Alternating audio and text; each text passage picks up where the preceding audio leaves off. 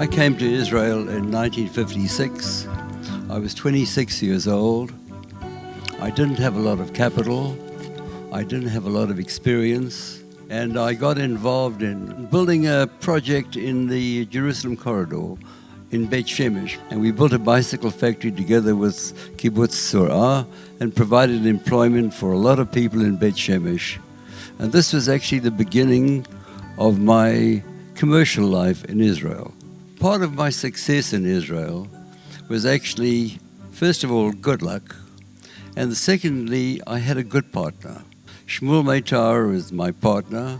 One of the things that Shmuel always says about you is that you stretch the rope, but you never tear it. I think what Shmuel was really saying was that I push it. I take things to the extreme, but I never take it beyond the point that it's actually safe. Young entrepreneurs have got to realize that it's not easy. You've got to stay with it. You've got to believe in what you're doing. And you've got to go for the long haul. You don't look for that quick kill. Don't look for a very quick success. To succeed takes time. There's no substitute for work and for dedication. And you've got to be honest with yourself. You've got to be straightforward and honest. One of the things that I'm involved in that I'd like to just tell you about is actually Space IL.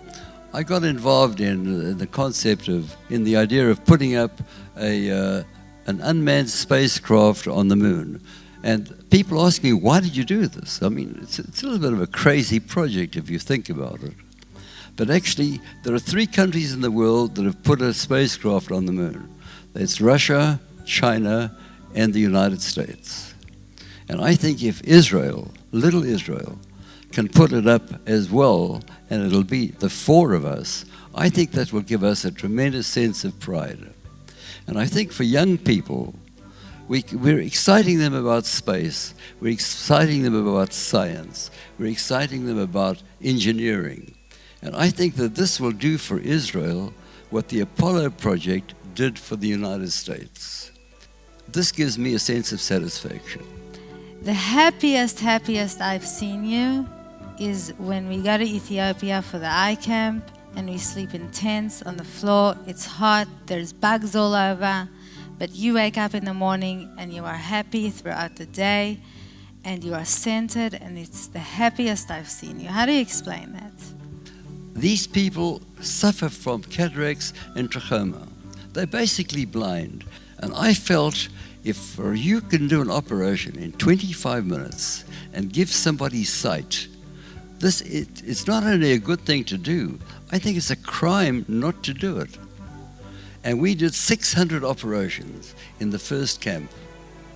And I tell you, when you can actually give somebody sight and they come to you blind and led, and you can give them sight and they walk away on their own, you've done something. It's a sense of real purpose.